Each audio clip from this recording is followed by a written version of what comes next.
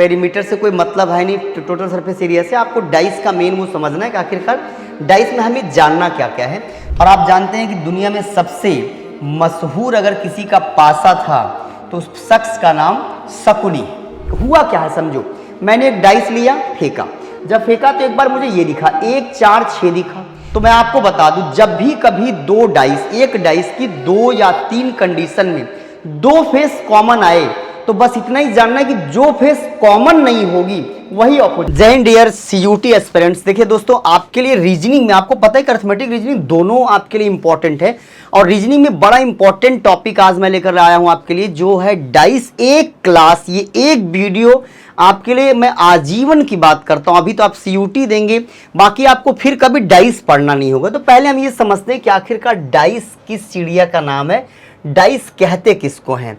तो भाई डाइस एक 3D फिगर है। कैसा फिगर है? डाइस एक 3D फिगर है। इसमें देखिए 3 डायमेंशन है, लंबाई भी है, चौड़ाई भी है और ऊंचाई भी है। लंबाई भी है, चौड़ाई भी है और क्या है, ऊंचाई भी है। इसमें 3 डायमेंशन है। लेकिन यहाँ तो जो कि आपको वॉल्यूम से, पेरीमीटर से कोई मतलब है नहीं, टोटल सरफेस एरिया से। आपको डाइस का मेन वो समझना है कि आखिरकार डाइस में हमें जानना क्या क्या है। तो 4-5 चीजें समझो। कोई भी डाइस रहेगा ना, तो देखो जैसे ये डाइस हमारे सामने पड़ा हुआ है, इसमें आपको देखे एक फेस ये दिखाई दे रही, एक फेस ये दिखाई दे रही है और एक फेस ये दिखाई दे, 3 फेस। ये नंबर मैंने डाला फेस के लिए कि आपको एक ये वाली फेस दिखाई दे रही, ये वाली फेस, और एक ये वाली फेस दिखाई दे रही, एक ये वाली फेस। मतलब किसी भी डाइस में 6 फेस हैं, जिनमें 3 फेस आपको दिखाई देगी, और जो 3 फेस आपको दिखाई देगी दोस्त, इसे हम बोलेंगे नेबर फेसेस। मतलब ये हो गया कि पड़ोसी सतहें हैं ये। अच्छा, इन तीनों की अपनी एक एक ऑपोजिट फेस है। जैसे इस ये ग्रीन वाली के ऑपोजिट एक फेस होगा, इस वाइट के नीचे एक फेस होगा, इस वाइट के इस साइड एक फेस होगा। ये 3 फेस हमको दिखाई देंगी और 3 फेस हमको दिखाई नहीं देंगी। जो 3 सतहें दोस्त हमें दिखाई देंगी उसे हम बोलेंगे पड़ोसी सतहें, और जो 3 सतह 3 फेस नहीं दिखाई देंगी उसे हम बोलेंगे ऑपोजिट फेसेस या विपरीत सतहें। आगे बढ़ता हूं मैं। तो देखो डाइस 2 टाइप का होता है, एक होता है आपका स्टैंडर्ड डाइस एंड दूसरा होता है आपका जनरल डाइस। अब आप ये पूछेंगे कि सर स्टैंडर्ड डाइस किसे बोलते हैं। तो जैसा मैंने एक डाइस बना लिया यहाँ पे, और आप जानते हैं कि दुनिया में सबसे मशहूर अगर किसी का पासा था तो उस शख्स का नाम शकुनी है। एक डाइस यहाँ बना लिया। डाइस में मैंने आपसे बोला 3 फेस दिखाई देगा। अब इसमें 1 से लेके 6 तक नंबर पड़ा होता है। जैसे मैंने डाल दिया 4 6 और 5, ये 3 नंबर मैंने डाला। मैं फिर से क्लियर कर दूं कि इसमें नंबर पड़ा होगा 1 2 3 4 5 6। क्या नंबर पड़ा होगा? 1 2 3 4 5 6 पड़ा होगा। 3 नंबर हमको दिखाई दे रहा है, 4 5 6। 3 नंबर पीछे होंगे जिसमें आपका 1 भी होगा, 3 भी होगा, 5 भी होगा। अब हम कैसे जानेंगे कि स्टैंडर्ड डाइस है? जैसे हमने 4 को 6 में प्लस किया, 4 को 6 में प्लस किया मेरे भाई तो 10 आया। आपने कहा बिल्कुल ठीक बात है। 4 को 5 में प्लस किया तो 9 आया, और अगर मैं 6 को 5 में प्लस करूं तो 11 आया। देखिए यहां पे देखिएगा ध्यान से, जब भी दिखने वाली 2 सतहों को जोड़ के 7 नहीं आएगा तो हम ऐसे डाइस को बोलेंगे स्टैंडर्ड डाइस। कौन सा डाइस है मेरे भाई? ये स्टैंडर्ड डाइस है। मतलब स्टैंडर्ड डाइस वो डाइस है जिसमें दिखने वाली 3 फेस में से किन्हीं भी 2 फेस का सम 7 नहीं आना चाहिए। इट मींस कि जो 2 ऑपोजिट फेस होंगे उनका सम हमेशा 7 होगा। मतलब अगर मैं पूछूं कि भाई 6 का ऑपोजिट कौन होगा, तो आप बोलेंगे सर 6 का ऑपोजिट 1 होगा। मैं बोलूं 5 का ऑपोजिट कौन होगा, आप बोलोगे 5 का ऑपोजिट सर 2 होगा, 2। मैं बोलूं 4 का ऑपोजिट कौन होगा, आप बोलोगे 3 होगा। ये केस हो गया स्टैंडर्ड डाइस का। आई होप कि ये बात आपको 100% समझ में आई होगी। अब मैं बात करता हूं जनरल डाइस की। ये जनरल डाइस कौन सा डाइस है भाई? जैसे हमने एक डाइस बना लिया, अब इसमें भी मैंने नंबर डाला और सेम ऐसे ही रखा। हमने कहा 4 है, 3 है, 5 है। जैसे ही आपने 4 को 3 से प्लस करके देखा, जैसा ही आपने 4 को 3 से प्लस करके देखा तो 7 आ गया। अगर दिखने वाली किन्हीं भी 3 फेस में से किन्हीं 2 को जोड़ करके 7 आ गया मेरे बच्चा, तो ये कौन सा डाइस है? तो आप कहेंगे सर ये जनरल डाइस है। अब आप मुझसे पूछ सकते हैं विशाल सर आप ये बताओ कि जैसे आपने स्टैंडर्ड डाइस में अलग अलग फेस का ऑपोजिट बता दिया था, तो जनरल डाइस में हम कैसे फेस बता पाएंगे? तो मैं क्लियर कर दूं मेरे जिगर के टुकड़े कि अगर आपका डाइस जनरल है तो इसमें किसी भी फेस का ऑपोजिट आप नहीं बता पाओगे। अगर मैंने पूछा कि भाई 3 का ऑपोजिट क्या होगा, तो जो जो नहीं दिख रहा है सबको लिख दो, 1 2 6। मैं बोलूं 5 का ऑपोजिट क्या होगा, कह देना सर 1 2 6। मैं कह दूं 4 का ऑपोजिट कौन होगा, कह दो 1 2 6। इसीलिए जनरल डाइस में आप कभी भी ऑपोजिट फेस एग्जैक्टली नहीं बता सकते कि आखिरकार इसके पीछे कौन आएगा। इनमें से कोई भी आ सकता है। उम्मीद करता हूं कि मेरे भाइयों को, मेरे बच्चों को ये वाली बात भी 100% समझ में आई होगी। अच्छा, बहनें बुरा नहीं मानेंगी, सीयूटी में तो बहनें भी, तो वो ये नहीं कहेंगी सर आपने भाइयों की बात करी, सबको समझ में आई होगी। तो जो बातें मैंने आपको समझाई, स्टैंडर्डाइज क्या है, if every opposite surface sum is equal to sir, मतलब दिखने वाली का साथ नहीं होगा तो अपोजिट का साथ होगा, यदि प्रत्येक विपरीत सतह पर योग साथ होगा। जनरलाइज क्या है, if any two adjacent surface have sum 7, दिखने वाली का अगर साथ निकल गया तो वो कौन सा डाइस होगा, नॉर्मल डाइस हो जाएगा। आगे बढ़ जाता हूं दोस्त, देखिए यहां पे लिखने के लिए मुझे छोड़ा गया है। अब डाइस में आपको देखना है कि कैसे सवाल आएगा, तो इसमें वन फेस कॉमन आएगा। क्या आएगा, वन फेस कॉमन। जैसे यहां पे दिया है वन फेस कॉमन, तो one face, only one face common. जैसे यहां पे देखो 1 4 6 है, 3 4 5 है, तो यहां मैंने देखा कि 4 दोनों में कॉमन है। हुआ क्या है समझो, मैंने एक डाइस लिया, फेंका, जब फेंका तो एक बार मुझे ये दिखा 1 4 6 दिखा। देन अगली बार हमने वही डाइस फिर से फेंका तो हमको क्या दिखा, 3 4 5 दिखा। तो मेरे भाई हमने समझा कि दोनों में 4 कॉमन हो गया। जो कॉमन फेस है दोस्त, उससे आप क्लॉकवाइज मूव कर जाओ। कैसे, आपने कहा सर 4 6 1, जो कॉमन फेस है उससे क्लॉकवाइज घूम जाओ 4 3 5। अब जो नहीं दिखाई दे रहा नंबर इसके नीचे चिपका दो, मतलब पता चल गया 4 का ऑपोजिट 2 है, 6 का 3 है, 1 का 5 है। अच्छा, एक चीज मैं आपको और बता दूं, इसको भरते कैसे हैं। तो अगर मैं इसका ओपन फिगर बनाऊंगा तो कुछ ऐसा ओपन फिगर बन जाएगा दोस्त, डाइस का ओपन फिगर कुछ ऐसा बन जाएगा।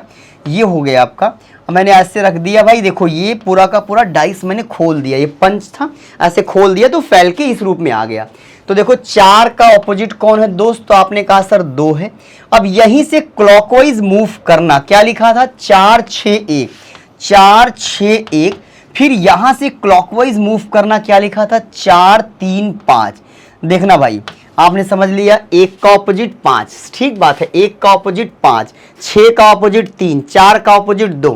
तो ये पूरा का पूरा डाइस मैंने ओपन करके आपको दिखा दिया कि इस डाइस को हम कैसे भरते हैं। नीचे आपके पास एक क्वेश्चन देखिए, यहाँ पे है, यहाँ पे 5 कॉमन है। क्या कॉमन है, 5। तो यहाँ से क्लॉकवाइज मूव करेंगे तो क्या लिखेंगे मेरे बच्चा, 5 2 और 1। यहाँ 5 कॉमन है, कैसे लिखेंगे, 5 4 3, 5 4 और 3। जो नहीं दिख रहा है उसको कॉमन के नीचे लिख दो 6। तो पता चल गया 5 का ऑपोजिट 6 है, 2 का ऑपोजिट 4 है, 1 का ऑपोजिट 3 है। बस इतना ही है वन फेस कॉमन में, इससे ज्यादा जानने की जरूरत आपको नहीं है। नेक्स्ट में मैं चलता हूं, यहां पे देखिए क्या है, टू फेस कॉमन। क्या है भाई, टू फेस कॉमन। तो मैं आपको बता दूं, जब भी कभी दो डाइस, एक डाइस की 2 या 3 कंडीशन में 2 फेस कॉमन आए तो बस इतना ही जानना है कि जो फेस कॉमन नहीं होगी वही ऑपोजिट होगी। जैसे यहां आप देखिए 2 और 5 है कॉमन, तो मेरे बच्चा 3 का ऑपोजिट 6 है, यही पूछा जाएगा 3 का ऑपोजिट फेस कौन सा है। तो आप कह देना चिल्ला चिल्ला कि 3 का ऑपोजिट 6 है। क्या है, 3 का ऑपोजिट 6। जैसे यहां पर देखिए 1 और 6 कॉमन है, 1 और 6 कॉमन है, तो मैं पूछूं 3 का ऑपोजिट कौन है, तो बता देना कि भाई बिल्कुल भी आपको गला फाड़ने की जरूरत नहीं है, मैं समझ गया हूं 3 का ऑपोजिट कौन है, 4 है भाई। नो फेस कॉमन अगर आएगा, जैसे मान ली यहां पे आ गया आपका नो फेस कॉमन, कोई भी फेस कॉमन नहीं है, तो अब यहां पे आप देखेंगे कैसे हम बताएंगे कि या तो जैसे बताएगा कि भैया बताओ, एक तब ये कर दिया आपसे, ये पूछा बताओ 6 का अपोजिट कौन होगा, 3 का कौन होगा। और अगर ऐसे पूछता तो 1 का 4 होगा, 6 का 5 होगा, 3 का 2 होगा। अगर कोई भी फेस कॉमन नहीं है तो सीधा सीधी चले जाना, 1 का 4 हो जाएगा, 6 का 5 हो जाएगा, 3 का 2 हो जाएगा। अगर कभी आपको नो फेस कॉमन का क्वेश्चन मिलता है तो ये तरीके से आप आगे बढ़ जाएंगे। अब मैं आपके सामने कुछ सवाल लेकर आता हूं। जैसे देखिए आपसे क्या बोल रहे हैं, each alternate surface are opposite to each. हाँ, जब भी हम इसको ओपन करते हैं डाइस को, तो इसका मतलब क्या है, देखो ये इसका ऑपोजिट है, सॉरी 2 का ऑपोजिट 6 है, 1 का ऑपोजिट कौन हुआ, फिर 1 का ऑपोजिट आपका 4 हो गया। अब बचा खुचा कौन है, तो आप कहेंगे 3 का 5 हो जाएगा, ये बात जान। जैसे यहां पे क्या करेंगे, आप कहेंगे डी का ऑपोजिट बी है, सी का ऑपोजिट एफ है। देखो डी का ऑपोजिट बी है, सी का ऑपोजिट एफ है। अब जो बचा खुचा ऑपोजिट हो जाएगा, ए का ऑपोजिट क्या हो जाएगा, ई। ये भी आपके एग्जाम में आता है, क्या आपका बोलेगा ना, एक ओपन डाइस देगा और बोलेगा बताओ, 4 ऑप्शन दे देगा, बोलेगा बताओ इस ओपन डाइस का कौन सा क्लोज फिगर हो सकता है, या कभी कभी क्लोज फिगर देगा। जैसे यहां पे देखो 2 का ऑपोजिट 4 है, 3 का 5 है, तो समझ गए भैया 1 का 6 होगा। 2 का कौन सा है, 4 है, 3 का 5 है, 1 का 6 है। ये बात भी आपको समझ में आ गई होगी। नेक्स्ट स्लाइड पे चलते हैं। अब ये क्वेश्चन देखिए दिया हुआ है, बताओ 3 का ऑपोजिट कौन होगा, 3 का ऑपोजिट कौन होगा। ए भाई 3 का ऑपोजिट, बस इसको तो तुम हटा ही दो, यही से देखो 3 दोनों में कॉमन है, 3 दोनों में कॉमन है यार, तो 3 के नीचे किसको लिखोगे, 4 को लिखोगे भाई। अरे बोलो ना भाई, मैंने क्या बोला, जो कॉमन होता है उसके नीचे हम उसको लिखते हैं भैया, जो दिखाई नहीं पड़ रहा है। इन दोनों में देखो 3 कॉमन है और क्या नहीं दिखाई पड़ रहा है, आपने कहा सर 4 नहीं दिखाई पड़ रहा है। क्या नहीं दिखाई पड़ रहा है, 4 नहीं दिखाई पड़ रहा है, काम खत्म। अच्छा, अगर तुम इससे रिलेट करना चाहो, एक चीज मैं और आपका डाउट क्लियर कर दूं, अगर मान लो आप कहें सर मैं इससे रिलेट करके देखना चाहूं, मैं इससे रिलेट करके देखना चाहूं, अगर जैसे इसको मैंने कट कर दिया, इसको मैंने कट कर दिया, तो अगर जो कॉमन फेस है वो सेम आ जाए, देखो 5 5 पे है, जहां 5 इसमें है वही 5 इसमें है, भैया पता चल गया ये इसका ऑपोजिट है और ये इसका ऑपोजिट है। क्लियर है। आप ऐसे भी कर सकते थे, 5 कॉमन है तो आप क्या लिखते, 5 6 3, 5 कॉमन है क्या लिखते, 5 2 4, 5 के नीचे क्या लिखते भैया, 1 लिखते। और देखो 3 का ऑपोजिट पूछा था तो बहुत प्यार से आपने बता लिया, 3 का ऑपोजिट क्या होगा, 4 हो जाएगा। अगले क्वेश्चन पे आ जाओ, कितना क्वेश्चन करें आप बताओ, कितना क्वेश्चन करें, 5 6 7 कर रहे हैं। अब यहां पे बोल रहा है कि in the given dice below which number will be on the opposite side of 6। ए भाई, अब अगर मैं आपसे बोलूं, बहुत प्यार से समझा, यहाँ पे 6 2 कॉमन है। अच्छा यार एक बताओ, जो जिसका पड़ोसी होगा उसका ऑपोजिट नहीं होगा। कह रहा है 6 का ऑपोजिट कौन होगा, हम समझ गए, ना तो 2 होगा, ना तो 3 होगा, ना तो 4 होगा, जो बचा यार वही होगा। बजाओ ताली। समझे कि नहीं समझे, कुछ कॉमन नहीं, कुछ मतलब ही नहीं, बस सीधा अप्रोच, थॉट प्रोसेस। कैसे भाई, जो जिसका पड़ोसी होगा वो उसका विरोधी कैसे होगा डाइस में, वैसे तुम्हारी जिंदगी में जो तुम्हारा पड़ोसी होगा वही सबसे बड़ा विरोधी होगा। लेकिन डाइस में देखो 6 के पास 2 आया, 2 साथ में है तो अपोजिट नहीं होगा। 6 के साथ 3 आया, 3 साथ में अपोजिट नहीं होगा। 6 के साथ 4 आया, अपोजिट नहीं होगा। फिर 6 का अपोजिट ले दे के बचा कौन, 1। अगले सवाल पे आ जाओ मेरे लाल। यहां पे बोल रहे भाई 3 का ऑपोजिट कौन होगा। फिर मैं वही अप्रोच लगाता हूं, 3 के साथ देखो 6 आ गया, 3 के साथ 6 आ गया, कहीं और नहीं आया 3, तो उस अप्रोच से फिर हमें मुश्किल हो जाएगी। अब तुम कहोगे कि जब आपको ही मुश्किल हो जाएगी तो हमें क्यों सिखा रहे हो। भाई मैं इसलिए सिखा रहा हूं कि सारे रास्ते पता हों, और जब सारे रास्ते पता होंगे तो आप फ़ोन करके उसको बोल पाएंगे कि मुझे गम नहीं अब किसी गुमराही का, क्योंकि हर रास्ता तेरे घर की तरफ जाता है। देखना भाई, मुझे 3 का ऑपोजिट चाहिए। किसका ऑपोजिट चाहिए, 3 का। यहां पे देख लो क्या कॉमन है, आपने कहा सर 5 कॉमन है। क्या कॉमन है, 5 कॉमन है, और 3 का ऑपोजिट 4 है। बजाओ ताली, अब बजाओ ताली। 3 का ऑपोजिट कौन हो जाएगा, 4 हो जाएगा। बिल्कुल भी आपको और कुछ करने की जरूरत नहीं है।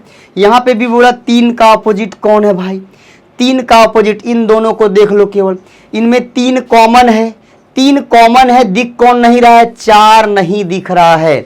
लगा दो इत्मीनान से दोस्त, बिना सोचे समझे। अच्छा एक सवाल मैं और कराऊंगा, केवल 5 क्वेश्चन, बाकी इसमें सवाल हैं, आप करिएगा।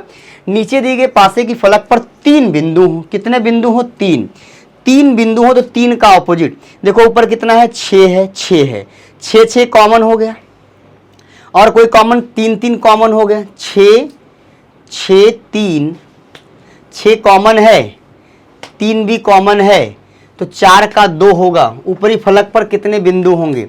तो जो 2 कॉमन हो गए आपके, 6 का 3 ऑपोजिट, देखो यार एक बात समझो, 3 का ऑपोजिट 6 तो हो नहीं सकता, 3 का ऑपोजिट 2 तो हो नहीं सकता, 3 का ऑपोजिट 5 तो हो नहीं सकता। अब 3 का ऑपोजिट गुरु या तो 1 होगा या तो 5 होगा, एग्जैक्ट बात। 3 का ऑपोजिट या तो 1 होगा या तो 5 होगा, डेफिनेटली तो नहीं बता सकते।